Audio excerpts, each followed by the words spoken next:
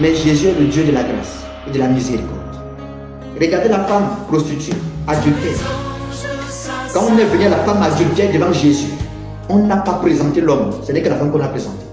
C'est pour ça qu'il dit que la femme ne peut pas répudier l'homme, seul l'homme peut répudier une femme. Parce que c'est l'homme qui épouse, la femme n'épouse pas. L'église ne peut pas s'hasarder de répudier Jésus-Christ, sinon elle est morte. Pardon. Mais regardez aujourd'hui, Satan a amené l'église d'aujourd'hui à répudier Jésus, à chasser Jésus. C'est pourquoi dans Apocalypse chapitre 3, le verset 20 dit que Jésus est dans la porte, il se tient et veut revenir. Regardez comment Satan a soulevé les femmes de cette génération pour mépriser leur mari, pour insulter leur mari. Regardez ce qui entraîne le chemin de la femme. Regardez vous-même. Je vous dis la vérité, mes frères et mes soeurs. Selon ce que j'ai entendu, je vous dis. Et selon ce que j'ai vu, entendu, je juge comme il est écrit. En parlant, c'est ça juger. Vous comprenez? Parce qu'il est écrit, j'ai beaucoup de choses à dire et à juger en vous. C'est pendant l'enseignement, pendant la prédication que le peuple de Dieu est jugé. Donc ce que je fais là, c'est tout un jugement. Vous comprenez? Je vous dis la vérité, mes frères et sœurs. Surtout vous, mes sœurs. Votre plus grand péché dans cette génération, c'est que Satan a réussi à vous faire quitter de votre place. Satan vous a fait sortir des foyers. Or, la Bible dit que la femme soit occupée aux soins domestiques. Mais Satan a réussi à vous faire sortir, vous les femmes, de votre position. Et vous a mis aujourd'hui dans des postes élevés, dans toutes sortes de situations. Et aujourd'hui, c'est normal dans le monde qu'une femme soit directrice générale, qu'une femme soit colonel général. Vous savez que ce n'est pas bien. Mais puisque c'est déjà fait, vous voulez quoi? Vous voulez quoi? C'est terrible, mes frères. C'est terrible. Regardez les pasteurs prêcher. Les pasteurs prêchent, ils disent que non, la femme est comme une fleur, il faut l'entretenir. Vous savez quel esprit parle de ça? Il dit que la femme est comme une voiture, il faut l'entretenir. Vous connaissez l'esprit qui parle là-bas? Les femmes disent que tu dois t'occuper de moi. Vous connaissez l'esprit qui parle là-bas?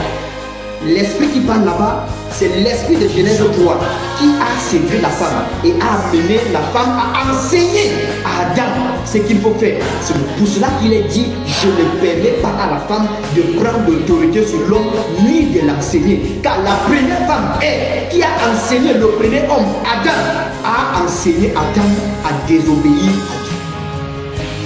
Vous m'avez saisi? Mes soeurs, je n'ai rien contre vous. Moi, j'ai dit la parole de Dieu. Votre plus grand jugement, mes soeurs, c'est qui vous fait rater l'enlèvement. Je vous dis la vérité. Ce qui va faire que vous ratez le ciel, c'est l'insoumission envers vos maris. C'est le mépris envers les hommes.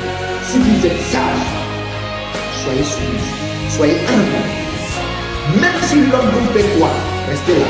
Si Jésus, bon, pas si, quand Jésus, il est dans l'église, n'est-ce pas? Parce qu'on doit vous expliquer le mystère de la femme en rapport avec l'église.